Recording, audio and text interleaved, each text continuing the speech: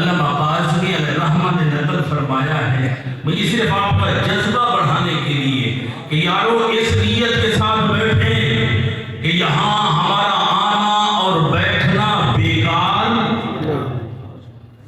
فرمایا کہ بڑھیا کا انتقال ہوا،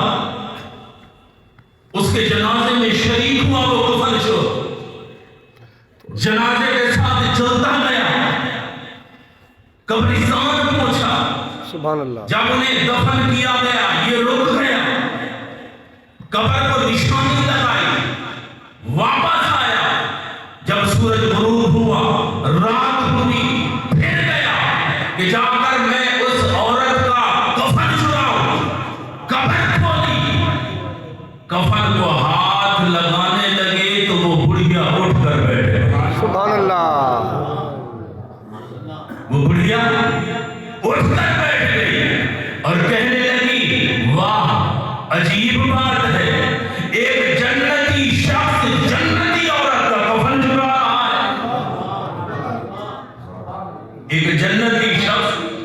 جنتی عورت کا کفن چرا رہا ہے۔ انہوں نے کہا میں کیسے جنتی ہو سکتا ہوں، مجھ سے بڑا بد کردار کون ہوگا، مجھ سے بڑا گنہگار کون ہوگا، میں تو کفن چوری کیا کرتا ہوں، میں تو مردوں کو بھی ننگا کر دیا کرتا ہوں، مردوں کو بھی معاف نہیں کیا کرتا، یہ کیسے ہو سکتا ہے کہ میں جنتی، ہاں آپ تو جنتی ہو سکتی ہے، پورے دمشق کے اندر آپ کی ولایت کی، آپ کی نیکی کی باتوں کی واہ ہو رہی ہے، ہر کوئی جانتا ہے آپ پرہیزگارہ تھی، عبادت گزار تھی اور اللہ کی ولیہ تھی، مگر سمجھ نہیں آئی میں کیسے جنتی ہو گیا ہوں۔ انہوں نے کہا کہ آج جتنے بھی لوگ میرے جنازے میں شریک ہوئے ہیں، چاہے گناہگار تھے، بد کردار تھے، اللہ رب العزت نے میرے جنازے میں شریک ہونے کی وجہ سے اللہ نے سب کی بخشش فرما دی، سبحان اللہ،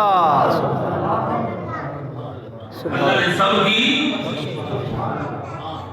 ہم اگر یہ جاتے ہیں کہیں بیٹھتے ہیں تو اس نیت سے جایا کریں کہ یارو وہ نیک تھا، میاں زاہد قریشی رحمت اللہ علیہ بھی نیک تھے، قریشی تھے، اللہ کے بندے تھے، اس نیت سے آئے، بیٹھے، شریک ہوئے،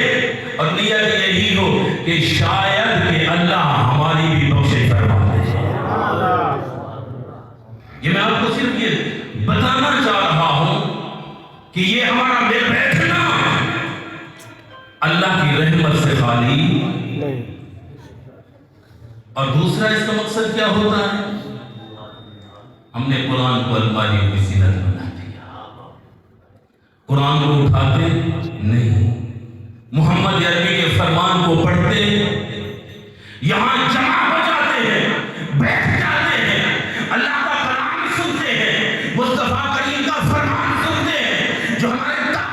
تعلق گنبد خضرا والے سے کمزور ہو چکا ہے، رب سے کمزور ہو چکا ہے، قرآن سے کمزور ہو چکا ہے، اللہ کا کلام سنتے ہیں، محمد عربی کا فرمان سنتے ہیں، علماء کے خطاب سنتے ہیں، پھر ہم اپنے ٹوٹے ہوئے دلوں کو پھر جوڑ دیتے ہیں۔ اور اسی مناسبت سے میں نے آیت مبارکہ تلاوت کی ہے، وہ اگر آپ نے دل سے سنا، میں کسی کے مسلک کو نہیں چھیڑتا، سبحان اللہ، مسلک نہیں چھیڑتا، اتنا چاہتا ہوں کہ قرآن سن کر ہمارا تعلق اللہ کے ساتھ جڑ جائے، محمد عربی کے ساتھ جڑ جائے، اور پھر غور و فکر کرنے کا یہ مقام ہے کہ ہم یہاں بیٹھے ہیں، غور کریں جو اللہ نے ہمیں کلام عطا کیا ہے، محمد عربی کی صورت میں اللہ نے ہمیں رحمت للعالمین نبی عطا فرمایا ہے، جو اس نے ہمیں سیرت دی ہے، جو اللہ نے قرآن عطا کیا ہے، اس کے مطابق ہماری زندگی ہے، تو پھر دل میں خوش ہو جائے، مالک تو نے ہمیں محمد عربی کا غلام بنا دیا۔